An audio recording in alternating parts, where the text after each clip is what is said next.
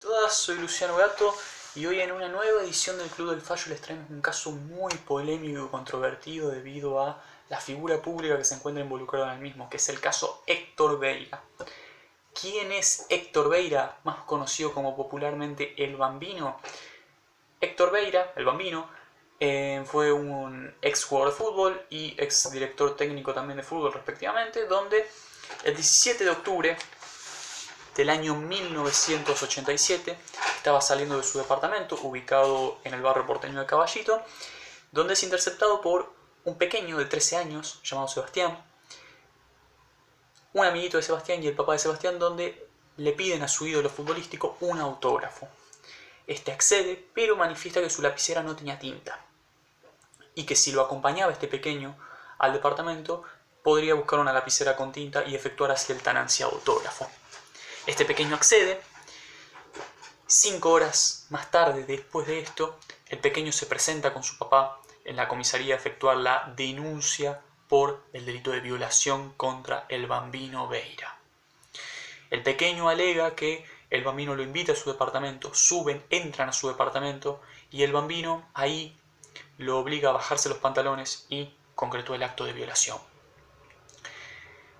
El Bambino, ejerciendo después su derecho de réplica, manifiesta que las imputaciones que se le están acusando son totalmente falsas, que sí lo invitó a su departamento para darle el autógrafo, para buscar una lapicera y darle un autógrafo, pero que lo que se le imputa es totalmente falso. Presenta una prueba testimonial que es la intervención de su sobrina de 18 años, que manifiesta que estaba en ese momento la sobrina y que la sobrina alega en su testimonio que nunca se llevó adelante dicho acto que se lo estaba imputando al Bambino. La sobrina alega que le dio el autógrafo y le regaló un banderín del Club San Lorenzo de Almagro. Y después, el 4 de abril de 1988, en primera instancia se lo condena al Bambino Beira por tentativa de violación y promoción y corrupción de menores. Más que nada, tentativa, no violación, sino tentativa. El Bambino Beira apela esta decisión ante la Cámara y la Cámara revoca la decisión de primera instancia, ya que otorga el beneficio de la duda, más que nada, y aplica el principio indubio pro reo con el Bambino Beira. Ante la duda en cuanto a las pruebas que se presentaban, se aplica el indubio pro reo, en caso de duda, a favor del reo.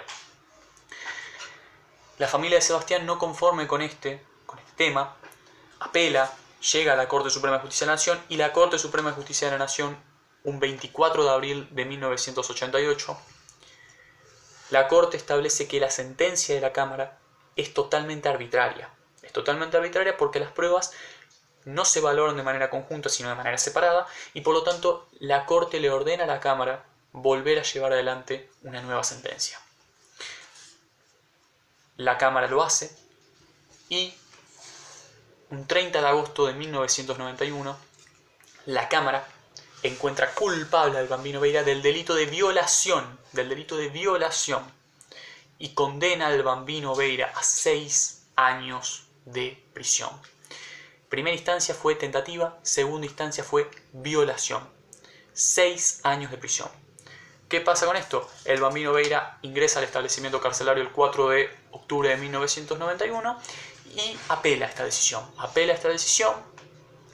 Y después, un 8 de septiembre de 1992, la Corte Suprema de Justicia de la Nación declara culpable al Bambino Beira del delito de tentativa de violación. Es decir, primera instancia fue tentativa, segunda instancia fue violación y tercera instancia al final se lo termina condenando por tentativa. Y le reducen su condena de 6 años, como dijo la Cámara, a 3 años. ¿Qué pasa? 3 años, delito escarcelable. El Bambino Beira, cumpliendo con un tercio de la condena, ya podía pedir la libertad condicional, cosa que hizo, y el 17 de septiembre de 1992 queda en libertad el Bambino Beira. Pero tenemos que entender que en el año 1998 es condenado a pagar un resarcimiento de tipo económico hacia los familiares de Sebastián por el daño psicológico y físico que había producido en este pequeño, más que nada. Un detalle también para tener en cuenta es que en el año 1995 la Corte Suprema de Justicia de la Nación encuentra culpable a la sobrina del Bambino Beira por el delito de falso testimonio y le otorga 2 años de prisión en suspenso y un resarcimiento de tipo económico a los familiares de Sebastián. ¿Qué delito se le imputa al Bambino Veira? Tentativa de violación y promoción y corrupción de menores. ¿Qué bienes jurídicos se encuentran afectados aquí? En la tentativa de violación, el bien jurídico acá protegido es la integridad, ya sea física y psíquica, de la víctima, y en la promoción y corrupción de menores la libertad sexual. Dadas las circunstancias, hay que también entender qué pruebas se manifestaron, más que nada. Primero y principal, tenemos que entender que en el año 1995, con lo que fue el tema del falso testimonio de la sobrina, una prueba fundamental acá fue el testimonio de la portera de ese edificio donde vivía el Bambino Veira, en el barrio porteño de Caballito, donde alega que en el transcurso del día nunca la vio subir a la sobrina del Bambino Veira al edificio. El testimonio de la portera fue muy importante aquí, muy importante.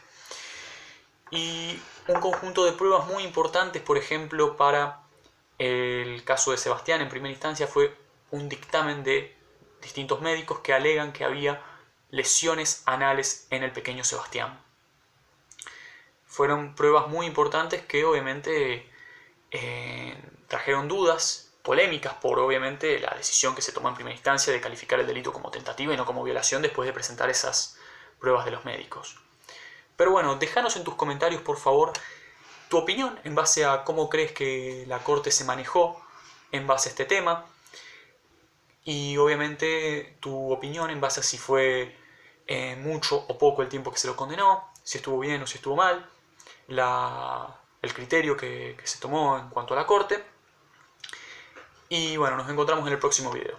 Abrazo enorme a todos.